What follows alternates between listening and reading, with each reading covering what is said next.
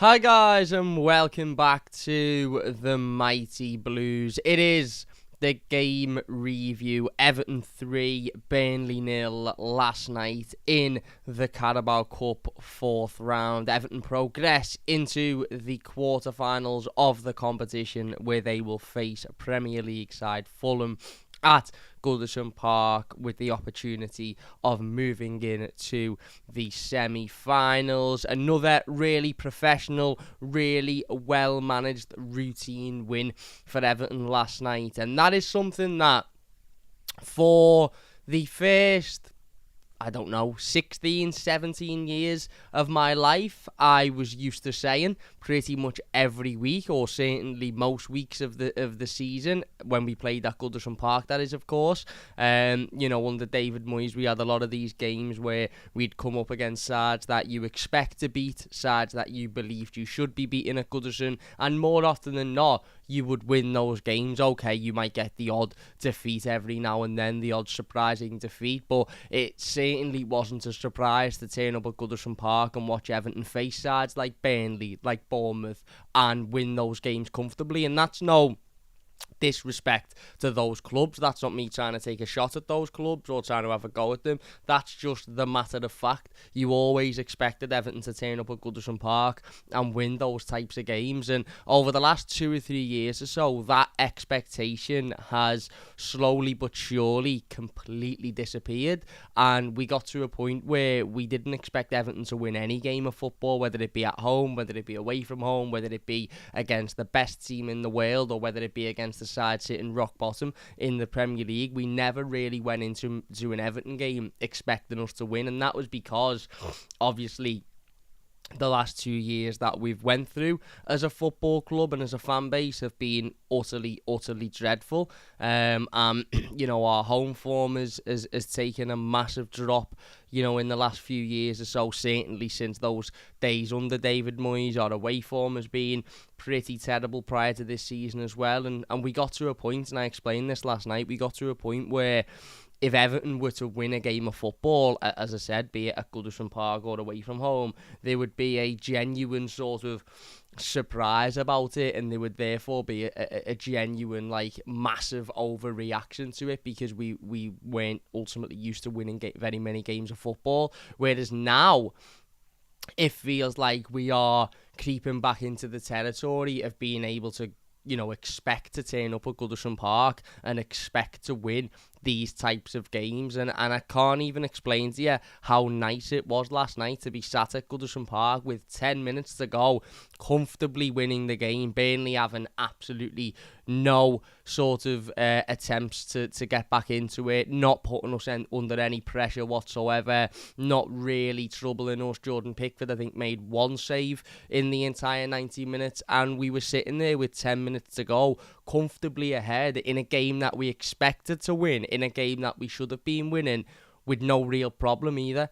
And like I said, that, you sort of take those routine wins for granted, I think, especially in the days of David Moyes, when, as I said, we'd turn up at Goodison and there wouldn't be very many teams that would beat Everton at Goodison Park, in the early to mid 2000s. And it's quite interesting, actually, because I don't know if any of you've seen, but last night when the draw was made, there was a South African dedicated Fulham Twitter page who put basically a little video of themselves reacting to the draw from their point of view, and they were buzzing at, I think they used phrases like, we're already into the semi-final, basically coming across as if to say, we'll beat Everton comfortably, we've already done it once this season, even though they were absolutely battered in that game and should have lost about 6-1.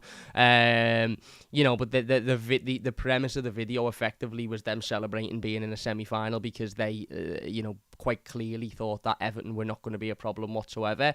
That same Twitter page has had to put an apology video out today talking about how they didn't mean to disrespect Everton and it didn't mean to come across condescending. I'm not so sure I believe that, because the video was pretty condescending, and it was obviously condescending. It wasn't like it was one of them where you think that could come across as condescending. No, it was quite obvious they were trying to be condescending. But anyway, I digress.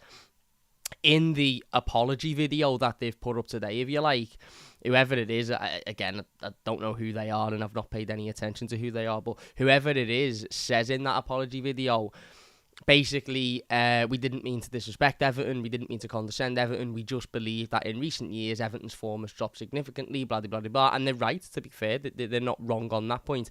But they also said something which made me laugh a little bit and give me a little bit of a smile when I was watching it, and that was, if this, and this is, again, not a direct quote, but it's something along the lines of, if this was a David Moyes Everton side, then we would not have been jumping around in celebration at the thought of having to play them at Goodison Park, because they were always difficult games. But we feel like Sean Dyche's Everton side hasn't hit the level that they should have hit. Now, on a level, I understand that, and I agree to the extent that obviously we've dropped points at home this season against sides that we should have comfortably been beaten. Ironically, Fulham were one of those teams. Fulham, Wolves, Luton, of course. We even had the Sheffield United game. I know it was away from home.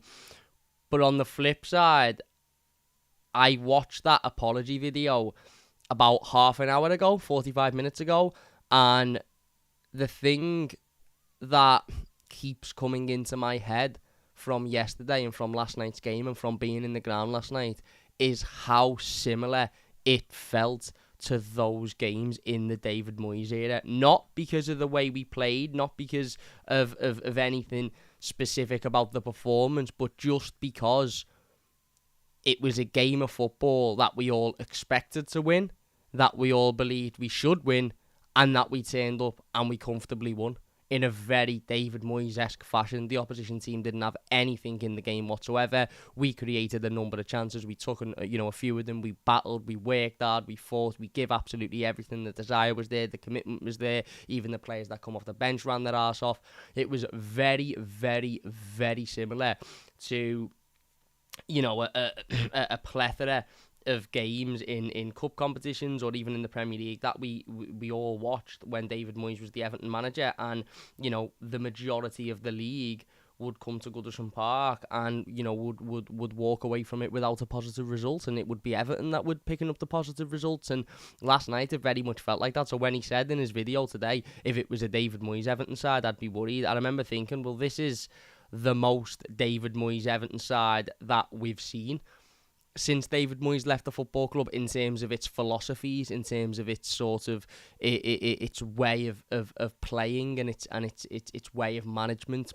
Sean Dyche is very similar to David Moyes in the sense that he has his players working hard. They're always fighting. They're always giving 110%. Players like Dwight McNeil, Mikalenko.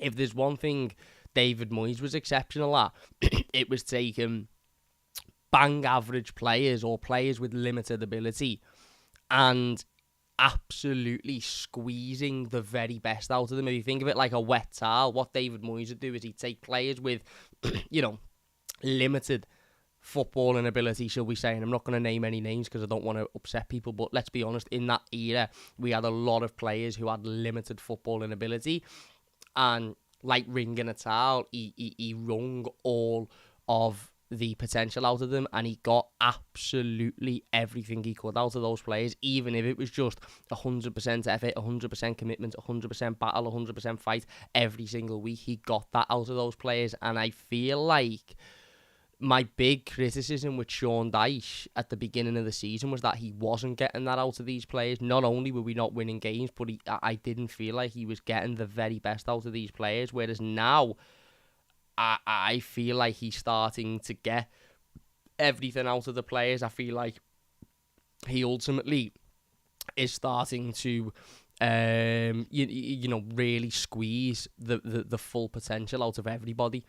Players now are chasing balls down with a minute to go in a game of football. 6 months ago, 12 months ago, you wouldn't have seen that. You'd have seen players giving up on balls. You'd have seen players walking around, lazy, not fighting for balls. Now, you've got Dwight McNeil, who is, pressing high up the pitch with 2 minutes to go, despite the fact that we're already winning 3-0 and he doesn't really need to do it.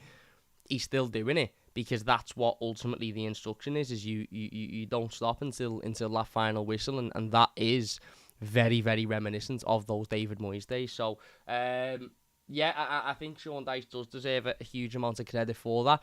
And as I said in the instant match reaction yesterday, I'm always the first person to criticise the manager if I feel like he's got something wrong, and I'll always be the first person to praise him when I feel like he's got something right. And once again yesterday, I think he got that massively, massively right. And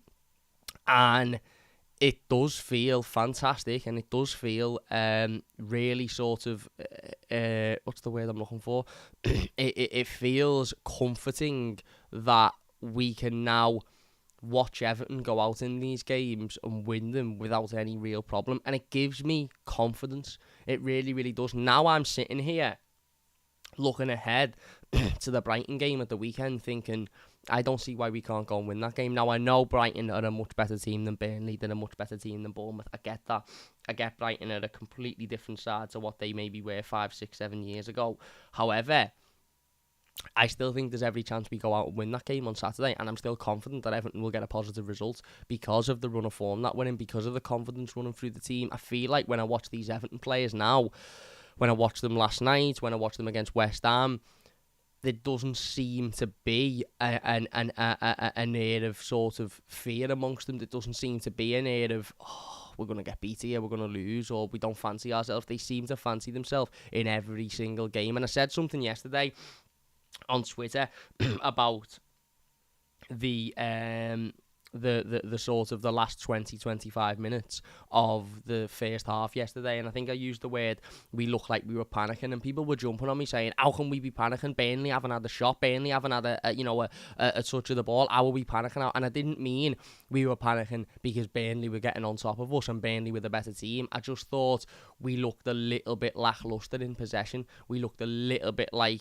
we dropped the levels a little bit. I don't think Burnley ever really put us under any pressure last night. I just think the levels dropped in that last 20 minutes of the first half in comparison to what they were in the second half and in the opening 20 minutes. So, yeah, as I said, I've been really, really impressed with the way Sean Dyche has set this Everton team up recently and the way this team has been performing, and hopefully we can continue that on. And if we can continue that on in this competition, then who knows? The title of this live stream is, can we go all the way? And I don't want to get too ahead of myself, and I don't want to start entertaining conversations about winning trophies because A, we've not won one in my lifetime, so I'm not really sure how I would approach a conversation about Everton winning a trophy, but also B, we are still, a long, long way away from that becoming a reality. But the reality of this situation is we've got Fulham at Goodison in the next round, another very, very winnable game, another game that, similar to Burnley, I'll be sitting there the night before thinking Everton should win this game.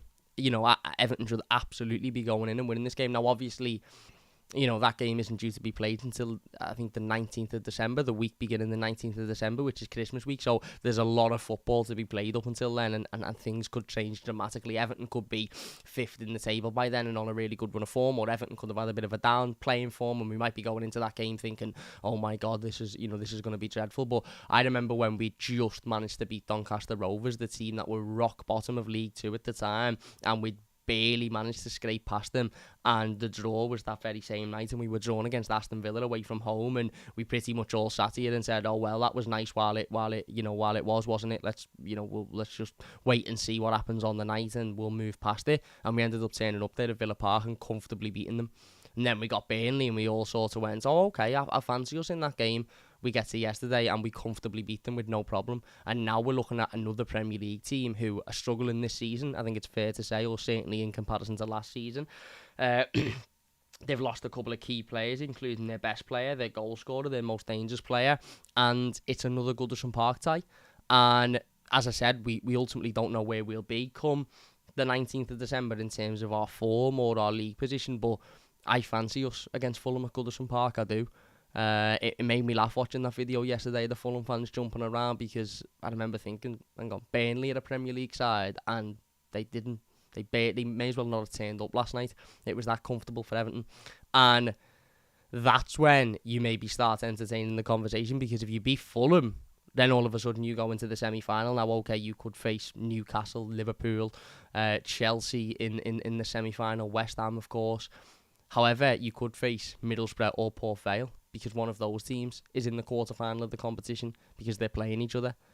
So yes, we would need a massive slice of luck, but can you imagine we'd be Fulham relatively comfortably, as we should have done on the opening day of the season? We were the much better team in that game.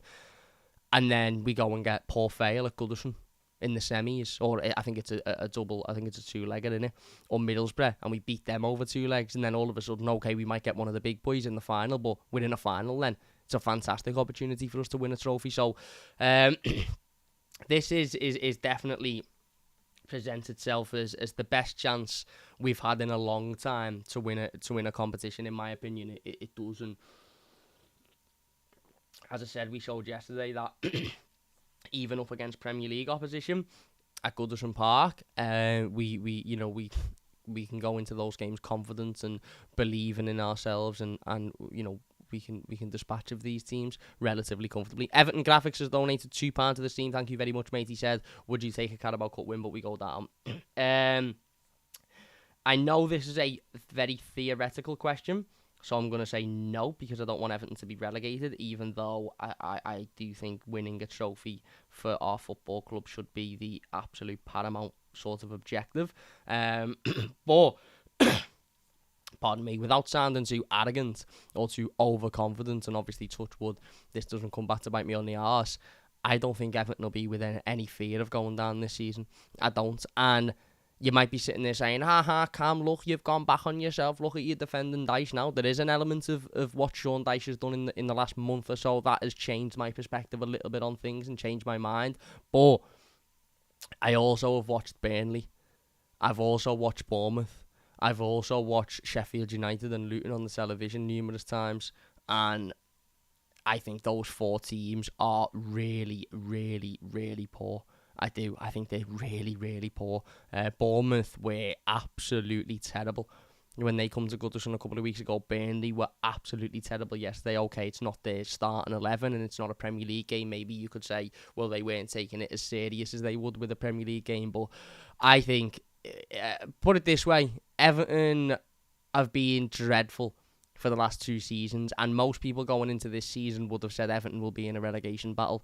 Given we're now on the 2nd of November, where we are, and the form that we're in at the moment, and the wins that we're coming off the back of, and the situation that is as of present now on the 2nd of November at 24 minutes past 4, I believe if Everton are in a relegation battle come the end of the season, something has gone severely wrong.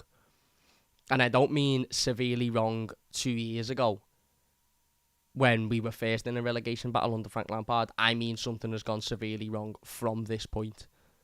Because the way I see it now, where Everton are now, how Everton are playing now versus how the other teams that are in and around that area are playing, yeah, I just think there's a significant difference. I do. And obviously things could change. We could have injuries. The new ownership could have a change on it. Who knows? We're still not out the clear. I'm not saying we won't be in the run-in, but that old is the 3 worst teams than Everton this season. I think there's 4 comfortably, potentially even more. So, yeah.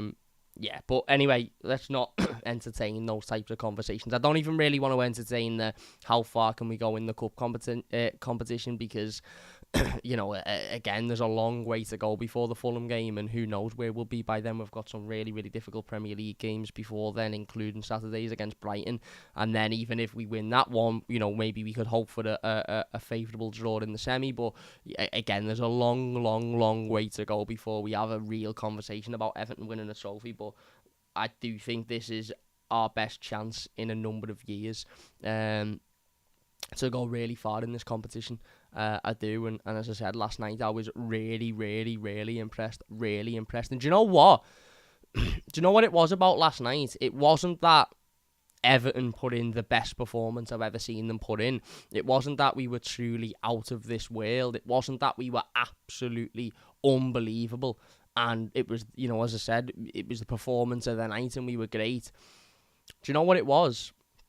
It was when I was watching the draw, and just before the draw, after we'd watched the Manchester United highlights and we'd watched interviews from, the Manchester United players and manager, and we'd watched the highlights of the West Ham Arsenal game, and we'd watched an episode of Cooking with Ainsley Harriott and everything else that Sky put on before the draw for whatever reason, they went through the scores and they said, they talked about Liverpool going through. They talked about a couple of other teams going through, and then they said Everton winning comfortably at Goodison, to see them through. And I remember sitting there watching it with my dad on the telly thinking, God, when was the last time we heard a journalist or a television presenter or anybody, or we ourselves, were able to describe an Everton win as a comfortable routine win at Goodison? Not a massive over-the-top, oh my God, we've won, this is brilliant. Not a, fucking hell, how did we win that? We were lucky there. Just a comfortable routine win against the team we should be beating. And that is what I want to see more of. We lost that feeling of being able to walk up to Goodison Park, didn't we, thinking, we'll win today, I fancy us today. We lost it over the last 2 years. Because even when we played easy games, your Southamptons, your Norwiches, your Bournemouths, etc., etc., even when we played those games, there was always that feeling of, but we are really, really bad at the moment. And it was proven because Southampton come to Goodison when they were one of the worst teams I've ever seen in the Premier League and beat us. Wolves come to Goodison on Boxing Day, rock bottom, beat us. Bournemouth have come to Goodison a number of times over the last few years, beating us. Poor teams have come to Goodison, Luton most recently, and beaten Everton, whereas now, when I was walking up to the ground last night, there was no part of my brain that thought Burnley were going to win that game.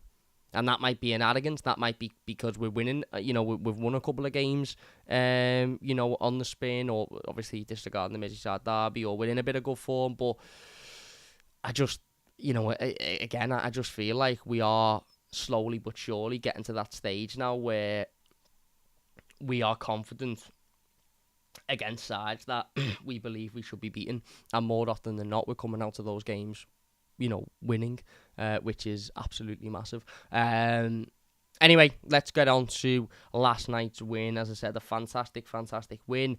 One that was definitely a breath of fresh air to watch. As I said, it wasn't a spectacular 8-0, but it was one that you sort of...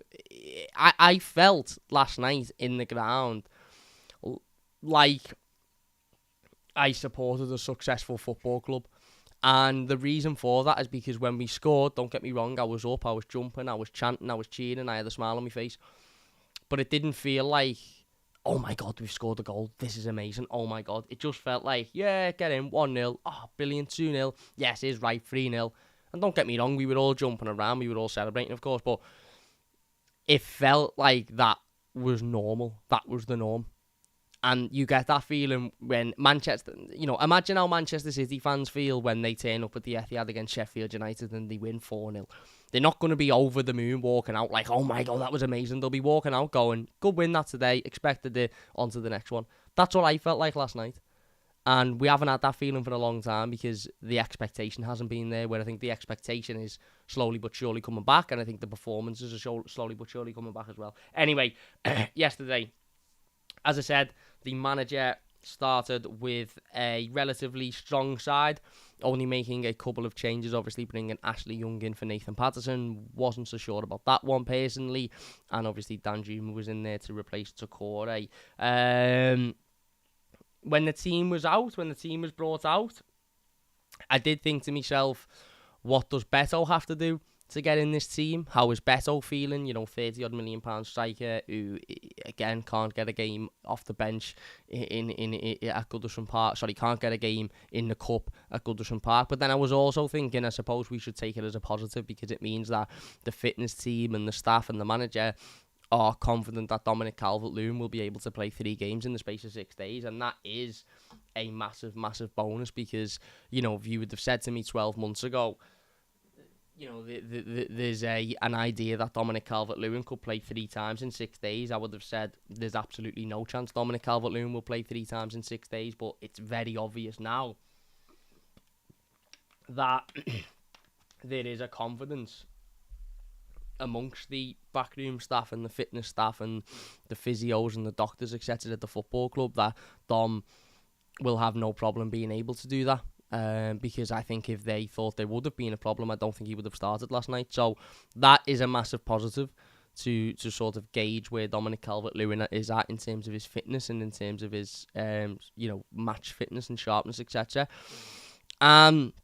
I thought we started the game really well. I was interested to see how Danjuma did, obviously, given his opportunity. We haven't seen a lot of him recently, even off the bench. We haven't particularly seen a lot of him, so I was really, really interested to see how he would do coming into the team off the bench. Obviously, I was interested to see what Ashley Young was going to produce, considering I don't think he's produced an awful lot of recent times. Certainly not an awful lot of good. And I thought we started the game really well. I thought we started the game on the front foot. I thought we were the attacking team. I thought we were putting pressure on Burnley. We looked like we were there to win the game. We looked like we were confident. We looked like we'd taken a lot of confidence and momentum from that West Ham win, and we're looking to sort of get this one, I suppose, out the way relatively early on. Maybe the manager's plan was to start Dominic Calvert-Lewin, start James Tarkowski, start the likes of Onana and Jack Harrison, beat 2 or 3-0 up by half time, make the changes that you need to make to give those players a little bit of a rest, and then obviously, have them start against Brighton. And I think in the opening 15 minutes, that looked to be the plan, because we come out fighting and we come out getting forward, putting pressure on Burnley, getting at the goalkeeper. There was a couple of through balls that just missed Dominic Calvert-Lewin by an inch or two. There were a couple of crosses that were a little bit unlucky. We were certainly knocking on the door. Their goalkeeper was called into action a couple of times in the opening 15 minutes, not necessarily having to make massively unbelievable world-class saves, but just having to be aware, just having to be on his toes, just having to be ready. And then we do get the opening goal, ironically enough, just as the Burnley fans began to boo Dwight McNeil, which I felt was a little bit strange. Look, I don't know the history between Burnley and Dwight McNeil. I don't understand the reasons as to why they feel so negative towards him. Again, I remember we signed him. I remember he joined Everton Football Club. I remember we paid a considerable amount of money for him. I don't particularly remember him kicking up a fuss to leave Burnley. I don't remember him putting in a transfer request. I don't remember any of that. Maybe I'm wrong. Maybe I just don't have a particularly good memory, but I can't seem to remember there being ever a big deal around Dwight McNeil joining Everton. Maybe they just don't like him because he left when they were relegated, and maybe they think he jumped ship a little bit, but so did James Tarkowski, and they didn't seem to boo him or have any ill feeling towards him yesterday. So yeah, interesting one, but as I said, it very much come back to bite them on the arse, didn't it? Because almost instantly after they started booing him, he swung in an absolute world-class cross, a really, really, really good cross into the box. And who else was on the end of it? His ex-Burnley teammate, now Everton teammate, James Tarkowski, to head the ball into the back of the net past the goalkeeper. That was very involved at this point. He'd ran out of his box a couple of times. He commanded a couple of times as well, and he was absolutely rooted to his line for the header. And it was a really, really good goal. It was, as I said, a brilliant cross. Lovely to see Dwight turning around and giving a bit back to the Burnley fans as well. Burnley fans should be a little bit more, what's the phrase, strong in the tooth, to know in football matches that if you boo a player, often that can come back to bite you on the arse, and it very much did last night for Burnley. A wonderful ball in the box, and it's a great header by James Tarkowski, and we're 1-0 up with sort of 12-13 minutes gone, and I turned round. I was sitting next to Matty, I was sitting next to my dad, and I turned round to both of them and sort of went, this could be a real statement win this tonight. This could be a real dominant performance. And the hope was that we'd use that goal to sort of, I suppose, coach Burnley out a little bit and almost force Burnley to get at us a little bit more, and to try and attack the game and to try and approach the game differently. And then we'd be able to hit them again, get another goal or two before half time, and then, as I said, make the relevant changes and go out in the second half and either just see the game out or go and extend that lead. But that wasn't to be the case, was it? That wasn't to be the case. I was really, really disappointed with the rest of the first half, I'll be perfectly honest with you. Now, I know in hindsight, you could say, well, we were just seeing the half out. We were never really put under any pressure. Yes, it wasn't great. Yes, we weren't particularly on top, but there's not really much to talk about. And I suppose there isn't much to discuss in reference to the first half, because, as soon as the goal went in, nothing really happened beyond that point for the remainder of it. But I'll be honest, I was disappointed with it. I felt Everton took the foot off the gas a little bit in a period in the game where, had we have not took our foot off the gas, we could have potentially gone and got an extra couple of goals in that first half and maybe killed the game off earlier. I felt, as I said in the tweet, I felt like there was an air of panic, and I don't think it was forced panic because Burnley were brilliant. Burnley seen more of the ball in that last 20 minutes of the first half. I think their midfielders started to get on the ball a little bit more. Sander Berge started to have some form of involvement in the game, but they weren't doing anything with it. They weren't creating chances. They weren't putting us under any pressure. I think they had one shot on target, which was comfortably floated into the path of Jordan Pickford, and you know, they never troubled us beyond that point. Literally not once. They never caused us an issue beyond that point after that. And you know, like I said, it wasn't. I didn't feel like we were pressurised because of how well Burnley played or because Burnley were on the front foot. I just felt because we took the foot off the gas a little bit, I feel like it was a little bit lackadaisical.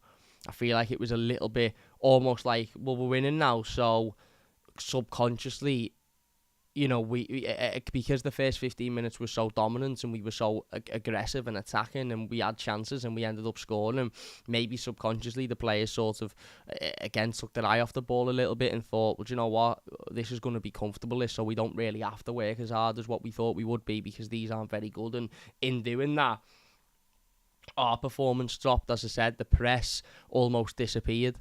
And was non-existent after being so prominent in the opening 15 minutes. The 50-50s in the middle of the park were almost non-existent. I thought Onana, sort of dropped his game a little bit. James Garner had dropped his game a bit. Still active and still getting about the pitch and still, mixing it up, but nowhere near as impactful and as involved as they had been in the opening 15 minutes or that they were on Sunday against West Ham. And I just felt it was a pretty flat final 20 minutes of that first half, and my worry was that Burnley would take confidence from that. Now, luckily for us, Burnley either didn't take confidence from it or they're just a very, very poor football team and did take confidence but weren't able to do anything with it. But that's the type of sort of performance, and that's the type of example of a level drop that you can't really afford to have, especially not in the Premier League, because a lot of teams would have punished us. A lot of teams would have created much more than what Burnley did in that last 15-20 minutes of the first half, and maybe even got back into the game. And then all of a sudden you're going in at half time 1-1, evens, and you know it's all being down to the fact that you've took your foot off the gas a little bit. So I was a little bit concerned. I was a little bit worried. I did think, why have we gone 1-0 up and then sort of thought, right, okay, we can sit back now and relax, because that's never the case. We should have kept our foot on the gas. We should have kept going at them. We should have kept putting pressure on them. But like I said, Burnley ultimately never caused us any problem. They never caused us any problem. They never put us under any real pressure. They never troubled Jordan Pickford whatsoever. They barely troubled the defence, and when they did, Jared Branthwaite and James Tarkowski were there to just completely deal with the situation without any pressure or any real issue whatsoever. And then we get in at half time, and as I said, you're thinking, right, this is going to have to be an interesting team talk from Sean Dyche, because we simply have to come out better in the second half. We can't afford to come out in the second half with that lackadaisical foot off the gas, calm sort of, we'll just waltz around the pitch performance, because it will only take one opportunity for them. They had a couple of corners in the first half that weren't particularly threatening, but given Everton's history on defending corners, were worrying. Every single time we defend a corner or we concede the corner, certainly at Goodison Park, I am absolutely shitting myself, because we just seem to concede constantly from them and concede big chances from them constantly. So I was interested to see what the manager did at halftime. I was interested to see what the team talk was. I was interested to see ultimately how the players reacted in that second half, because even though we were 1-0 up, I don't think it was a particularly good performance whatsoever. It was good for 15 minutes, but the other half an hour I thought was below par, put it that way. If you are enjoying, by the way, please hit the like button. It does only take a second. If you're new to the channel, don't forget to subscribe. It only takes a second as well. And again, massive credit to Sean Dyche. I've said it before and I'll say it again. I am often the first person to criticise the manager when I feel like he's made a poor decision, or when I feel like he's done something that he shouldn't have done and that doesn't benefit the team. And I will try to be the first person to credit him when I believe he's done something right and when I believe he's done something that does benefit the team. And the performance in the second half was very clearly one that was formed from a conversation the manager had in the dressing room. And I think Sean Dyche has gone in at half-time and basically said to them, why did you take your foot off the gas? Why did you stop the press? Why did you stop working that extra bit harder? Why did you stop giving that extra 5 or 10%? This game isn't won by any sense of the imagination, no matter how poor Burnley are on the ball or no matter how poor Burnley are at creating chances. This game isn't won at all. So go out there and play like you did for the first 15 minutes, but for the entire 45 minutes, and you will win this game comfortably. And that was always the thing, I think, for me. At half-time there was two ways Everton could have approached that second half. We could have approached it in the same way we approached the first 15 minutes of the game. And if we would have done that, we would have won the game comfortably with no real issue. Or we could have approached it the way we approached the last half an hour of the first half, and had we have done that, then who knows, we may have ended up losing the game and we might be sitting here today having a completely different conversation. Thankfully, we approached it in the same way that we approached the opening 15 minutes of the game, and lo and behold, we had absolutely no issue whatsoever in the second half. We were much better, the press was much better, it was much more consistent, the desire, the battling, as I said, Amadou Onana in that second half was just absolutely phenomenal. James Garner come into his own and was absolutely brilliant in the second half as well. I thought Vitaly Mykolenko was excellent, and I was really, really surprised to read a couple of comments earlier this evening from Evertonians talking about Vitaly Mykolenko being our weak link. In fact, I'll read a couple of them out now. I'm not going to read the names out because I don't want to sort of point the finger at people and create drama. But I don't understand them, and I completely agree with them. One of them is Mykolenko is the weak link, which I just don't see. Somebody said Mykolenko, 9, I don't care, he gives us nothing going forward, and all fullbacks need to be able to deliver and give options, neither of ours do. I just don't quite understand where the negativity towards Mykolenko is coming. I honestly think Mykolenko has been one of our best players, if not our best player over the last 4 or 5 games. When you take every performance into consideration and every result in every game, I genuinely do believe Vitaly Mykolenko or Jared Branthwaite or James Garner or maybe Onana, certainly one of them, but Mykolenko is 100% in that conversation for being our best player in the last couple of months or so. So I don't really see where that has come in or why people are feeling that way towards Vitaly, but I thought he was excellent again yesterday. I really, really did. I thought he was absolutely excellent, and I seen somebody on Twitter discussing the impact that Jared Branthwaite has had on Vitaly Mykolenko, and I think it's a really, really good point, having somebody who is so naturally talented, so naturally big and strong and fast and pacey and aggressive and confident in his own ability on that left-hand side next to Mykolenko, I think has done him wonders, because I think Miko looks and thinks, right, okay, I'm safe here. I've got, a really comfortable, confident, top quality centre back there next to me if I need to use him. So that gives him the confidence then to be able to defend one-on-one against his man, because he knows that the fella behind him is more than likely going to be able to deal with the situation. And his one-on-one defending recently, Mykolenko has been excellent, absolutely excellent. It really, really has. His overall defending as a whole has been great, but his one-on-one defending is something that I've taken a note of in recent weeks, and I think it's been absolutely fantastic. I really do. But yeah, as I said, we were much, much better in that second half. We were much, much better, and like I said, a week ago when we beat West Ham, football is all about partnerships, and when you have consistent partnerships on the pitch, I think you are more often than not going to get a positive result, and I think we saw that again yesterday, and we saw it the other side of it as well. I noticed an awful lot of times in that first half that the relationship and the chemistry between Jack Harrison and Ashley Young down that right-hand side was nowhere near what it is on that left-hand side between Vitaly Mykolenko and Dwight McNeil. Now, okay, there's probably reasons for that. Dwight McNeil and Vitaly Mykolenko have played together a lot more times than what Jack Harrison and Ashley Young have, but every time I watched Ashley Young and Jack Harrison down that right-hand side, there didn't seem to be any cohesion in that first half. There didn't seem to be any communication. There didn't seem to be any, as I said, chemistry, know-how of where one or the other is going to be. And like we spoke about yesterday, bloody hell, it's just been a rainfall that sounded like it's just absolutely bloody tore our sheds to bits.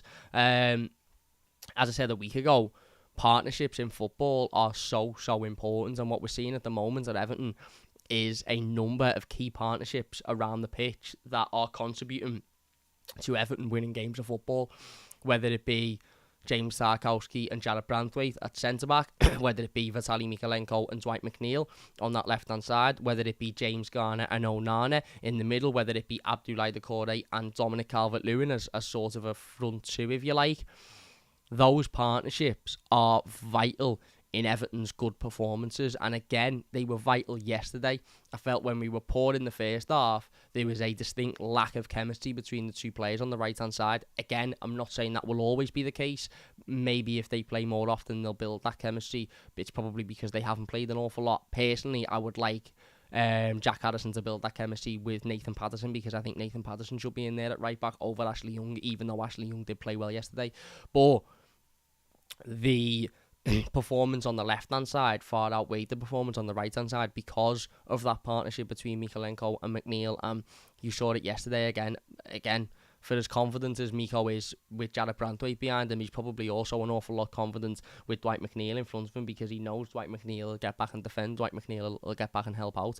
But yeah, as I said, I thought the second half was much better. The tempo was there, the confidence was there, the press was there. James Garner was much more involved. I thought James Garner was fantastic in that second half. Onana similarly fantastic. And then we get the second goal. Ball comes in. Tarkowski heads it back across goal, I believe, and then Onana obviously is there for the tap-in from about 5 yards out. And do you know what? Absolutely made up for Amadou. Absolutely made up for Amadou. Made up for Tarkowski as well. A goal and an assist against his former club is definitely one that I'm sure he found sweet. But I'm made up for Amadou Onana, because you know what? He absolutely deserves that. He absolutely deserves that. He's been fantastic recently, Onana. Without a doubt, his best run of form in this Everton team, without a shadow of a doubt. He doesn't score a lot, we know. I think he scored 1 goal last season, and this has been something that we've spoken about a lot on this channel since Amadou Onana has come into the football club, is how we need more from him going forward. We need more from him in front of goal. We need more from him, in terms of being involved with scoring goals and ultimately, helping up that side of the pitch as well as at the bottom end of the pitch. And even though it was just a sort of tap in yesterday from a corner, it's all about him being in the right place at the right time and being able to be on the end of that chance. And I think he does deserve massive credit for that. And as I said, I'm absolutely made up for him, because he deserves that. He absolutely deserves that. He's been brilliant, and his hard work recently is more than deserving of a reward. And obviously we've seen James Garner rewarded a couple of times recently with good goals, and Amadou deserved it yesterday. I thought he was spectacular. I did, and it was a good goal. And then from that point, 2-0 up, we pretty much knew, didn't we? It was game over. There was no way Burnley were getting back into it. Even as an Everton fan who has seen Everton concede 2 goals in the space of 90 seconds to drop 3 points, even I looked at it yesterday at 2-0 and thought, yeah, there's absolutely no way we lose this game now. And that's when the manager started making changes, didn't he? He brought Dominic Calvert-Lewin off to give him a little bit of a rest. He obviously brought Danjuma off as well, who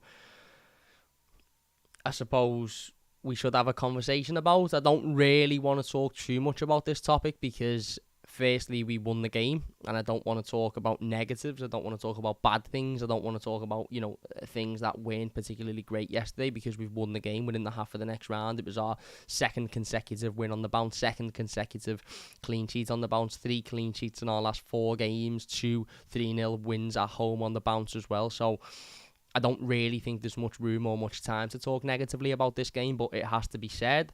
I personally, and I know some people disagree with this because I've seen it on social media, I've seen it on Twitter, I've seen it everywhere, but I personally don't believe that Arnold Danjuma was at the level that he should have been last night. Now, granted, he was playing out of position. He's not a number 10, and we all know that, and that's fine.